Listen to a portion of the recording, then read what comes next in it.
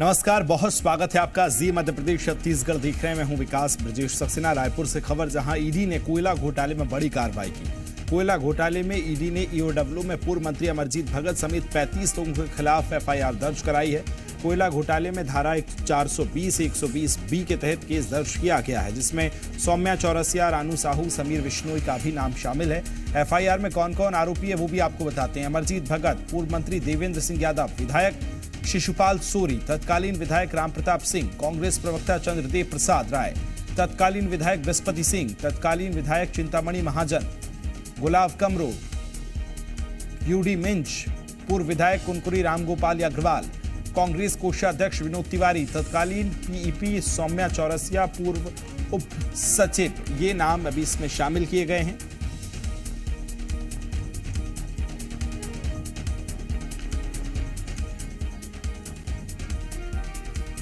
रायपुर में ईडी की कार्रवाई पर सियासी बवाल मच गया है। पूर्व सीएम भूपेश बघेल ने इसे प्रदेश के नेताओं को बदनाम करने की साजिश बताया। उन्होंने कहा कि कांग्रेस इसके खिलाफ मिलकर लड़ाई लड़ेगी। आज अचानक ईडी के आवेदन पर एसीबी ने केस रजिस्टर्ड किया है और सारे हमारे नेताओं के नाम उसमें लिखा गया है। ये सीधी सीधी सी बात है कि ये लोकसभा को ध्यान में रखते हुए प्रदेश के नेताओं को बदनाम करने का षड्यंत्र भारतीय जनता पार्टी के एजेंसी ईडी अब राज्य सरकार के द्वारा एसीबी के द्वारा जांच करने का निर्देश किया, एफआईआर दर्ज किया है। रायपुर में ईडी की कार्रवाई पर पूर्व गृह मंत्री ताम्रध्वज साहू ने इसे बदली की कार्रवाई बताया और कहा कि इससे लोकसभा चुनाव पर कोई फर्क नहीं पड़ेगा।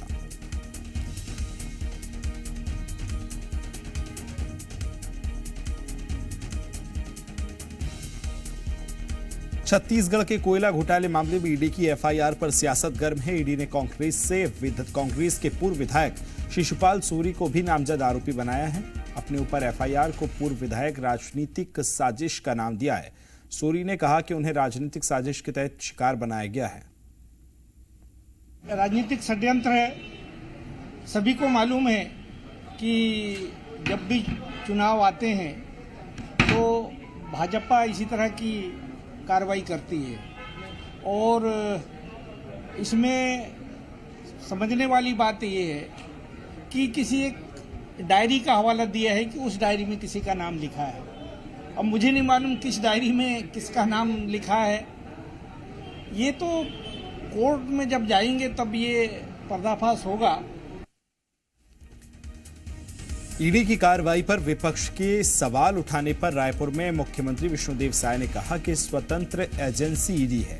ईडी को चुनाव से कोई मतलब नहीं है। ईडी अपना काम कर रही है। अब ईडी अब स्वतंत्र एजेंसी है, जांच एजेंसी है, वो अपना काम कर रहा है। नहीं, इसका इलेक्शन से कोई मतलब नहीं है।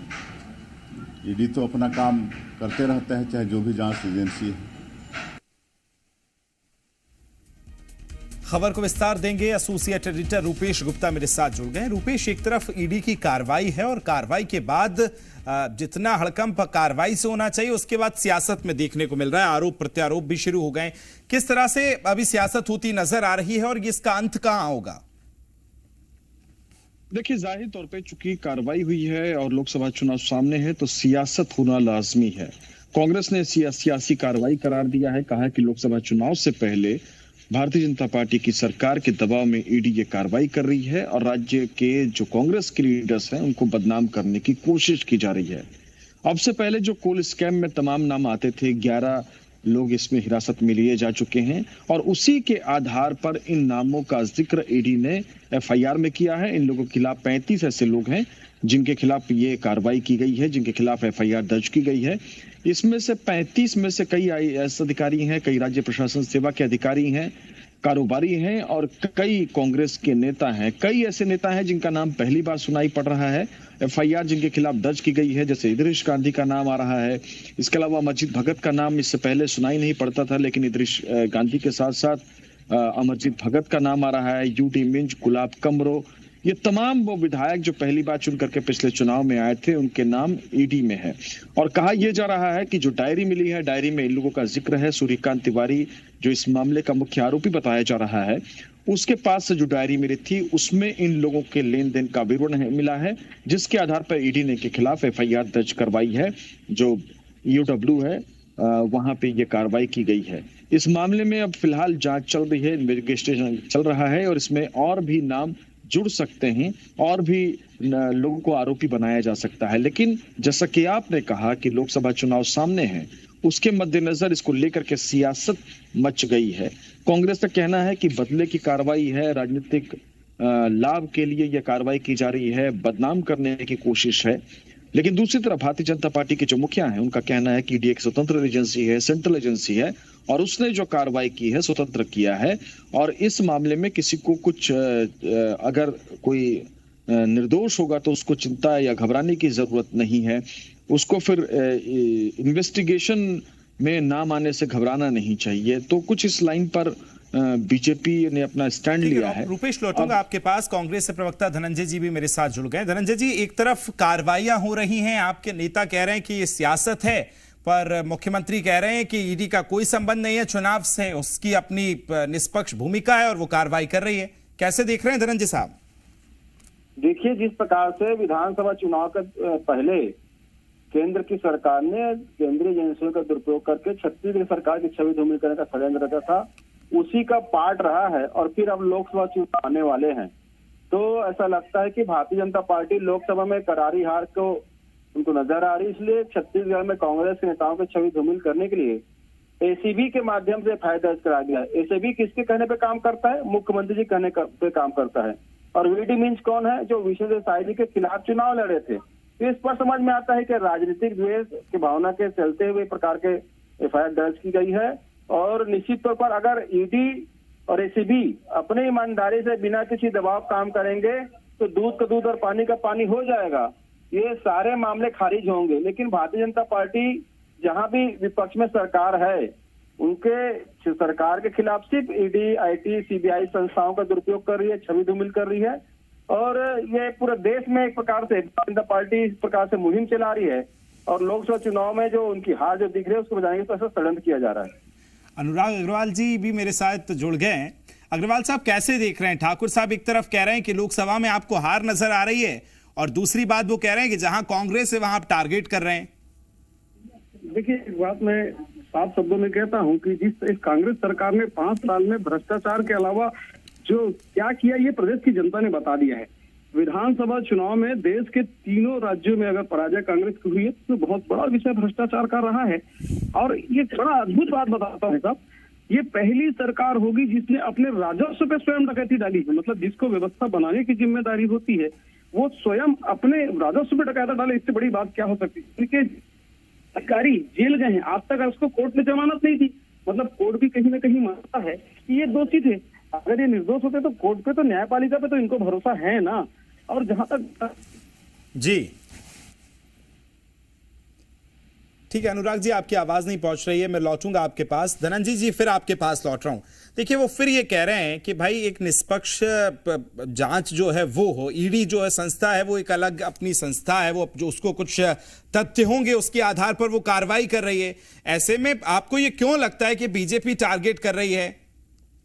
देखिए, इसलिए लगता है जब ईडी नरेंद्र मोदी सरकार को सीएजी रिपोर्ट की जांच नहीं करती, जिसमें 18 करोड़ की सड़क को 250 करोड़ बनाने का रिपोर्ट सामने आया है।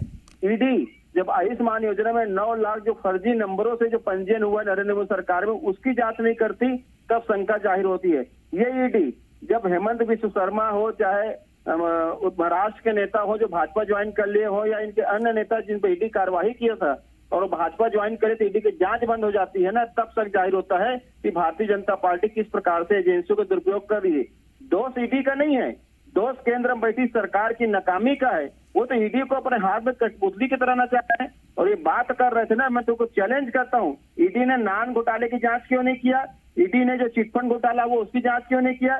ईडी ने रमन सरकार के दौरान शराब घोटाला उसकी जांच क्यों नहीं किया? ईडी ने झलकी कांड की जांच क्यों नहीं किया? क्योंकि सारे नेता भारतीय जनता पार्टी के हैं और एक निष्पक्ष तरीके से सरकार काम कर रही है। उसे सिर्फ चरित्र हनन का, मैंने कहा ना, सिर्फ चरित्र हनन का प्रयास कर रही है। महादेव का मामले में आप देख लीजिएगा, जो राज्य सरकार महादेव के मामले में 450 लोगों को गिरफ्तार करती है, 90 सदी के एफआईआर दर्ज करती है, करोड़ों रुपए जब्त करती है, कई बैंक खाता सीज करती है, तो महादेव में इस सरकार के मुखिया को बदनाम करने का एक छोटे से झूठे ठीक है, जवाब ले लेता हूं मैं। अनुराग अग्रवाल जी जवाब दीजिए। मुझे एक बात बताइए, कांग्रेस को कभी लोकतंत्र में भरोसा रहा तो नहीं? उसका प्रत्यक्ष उदाहरण ये है जो माननीय धनंजय ठाकुर जी लगातार कह रहे हैं कि बड़ा निष्पक्ष तरीके से काम करने वाली सरकार, भाई साहब आपकी सरकार जा चुकी है और ये जबरदस्ती नहीं गई है। छत्तीसगढ़ की जनता ने आपके प्रचंड बहुमत से चुनी हुई सरकार को प्रचंड बहुमत से हराया है। मतलब छत्तीसगढ़ की जनता भी मानती है कि आप भ्रष्ट थे। और कोयला तो एक उदाहरण है साहब। शराब का बात तो आप जानते हैं ना कि आपने शराब को अपने निजी राजस्व का जरिया बना लिया। महादेव में जो आप कहते हैं कि 4000 या 3000 लोगों की गिरफ्तारी किए हैं, वो कौन लोग हैं? वो तो छोटी मछलियां थे जिनको गिरफ्तार करके सेकंड डे आपने छोड़ दिया। भाई साहब, उसके मुखिया ने तो साफ शब्दों में कहा है कि मुख्यमंत्री जी को पैसा देने के लिए भेजा गया था, मुख्यमंत्री जी को पैसा दिया गया था तत्कालीन कांग्रेस के मुख्यमंत्री को। पीएससी में आपने युवाओं का भविष्य बेच दिया। और मुझे एक बात बताइए, कांग्रेस की सरकार बनते ही छत्तीसगढ़ में सीबीआई बैन आपने क्यों किया? आपके मन में चोर था इसलिए तो किया ना। और मैं कहता हूं साहब, दो फैसला सबसे बड़ा होता है। पहला होता है जनता जनार्दन का, दूसरा होता है न्यायपालिका का। न जनता आपके साथ है, न्यायपालिका आपको जमानत नहीं दे रही है, उसके बाद भी अगर आप गाल बजाना चाहते हैं, स्वतंत्र है आप गाल बजाने के लिए। लौट रहा हूं, रूपेश मेरे सहयोगी जुड़े हैं, एसोसिएट एडिटर, वो भी कुछ पूछना चाह रहे हैं। जी Rupesh, over to you. Dhananjay ji जवाब दीजिए कि न्यायपालिका, जो अनुराग जी ने सवाल उठाया कि न्यायपालिका और जनता, एक ने अपना फैसला सुना दिया और दूसरी पे आपको भरोसा है कि नहीं है? पार्टी को वोट नहीं दिया है, ये जनता की वोट को चोरी करके, मैं तो कहूंगा ना, चोरी करके ईवीएम में डाका डाल के इन्होंने सरकार बनाया। प्रदेश की जनता इस बात को कहती है कि हमने जब भाजपा को वोट नहीं दिया है, आज जनता वोट देने वाली जनता हतप्रभ है कि हमने तो वोट दिया नहीं, कैसे इनके सरकार बन गए थे। ईवीएम के भरोसे जो सरकार बनाते हैं ना, वो जनता की बात ना करे, जनता को वोट चोरी करने वाले लोग हैं। दूसरी बात, माननीय सर्वोच्च न्यायालय के विषय में भारतीय जनता पार्टी तो बात ही ना करे। जिस प्रकार से छत्तीसगढ़ में बुलडोजर चला जाता है, ये पीएससी की बात कर रहे थे ना। अभी हाल ही में भारतीय जनता पार्टी सरकार में मंत्री हैं केदार कश्यप जी, उनकी भतीजी का पीएससी में सिलेक्शन होता है जज के लिए। लक्ष्मी ध्रुव जी हैं, पूर्व विधायक है भाजपा, लक्ष्मी बघेल जी भाजपा के पूर्व विधायक है, उसकी बेटी पीएससी में सेलेक्ट होती है जज के लिए। मेरी ओर से उनकी शुभकामनाएं। क्या भाजपा के प्रवक्ता बताएंगे ये लोग कैसे सेलेक्ट? ठीक है अग्रवाल साहब, 10 सेकंड है मेरे पास, जल्दी से जवाब दीजिए। मुझे एक बात बताइए, जब ये कर्नाटक में जीतते हैं, हिमाचल में जीतते थे, इनको ईवीएम पे कोई दिक्कत नहीं थी, तब ईवीएम बहुत अच्छा काम करता है। जब छत्तीसगढ़ में ये प्रचंड बहुमत से उसी ईवीएम से जब जीत के आते तब इनको दिक्कत नहीं होती है। लेकिन जब उसी ईवीएम के नाते ये हारते हैं तो छाती पीटना चालू कर देते हैं। अरे भाई, वो पीएससी आपके समय में हुआ था। चलिए, बड़े लंबे समय से ये आरोप प्रत्यारोप ईवीएम के ऊपर है, लेकिन ईडी की जो कार्रवाई हुई है उसके बाद क्या कुछ इसमें निकलेगा, ये बड़ा देखना दिलचस्प होगा। बहुत शुक्रिया अग्रवाल साहब। धनंजय जी आपका, रूपेश आपका ही बहुत शुक्रिया मेरे साथ जुड़ने के लिए। तो रायपुर में ईडी की बड़ी कार्रवाई देखने को मिली है, जहां कोयले घोटाले को लेकर भी लगातार एफआईआर दर्ज हुई और सियासत भी अब प्रदेश में देखी जा रही है।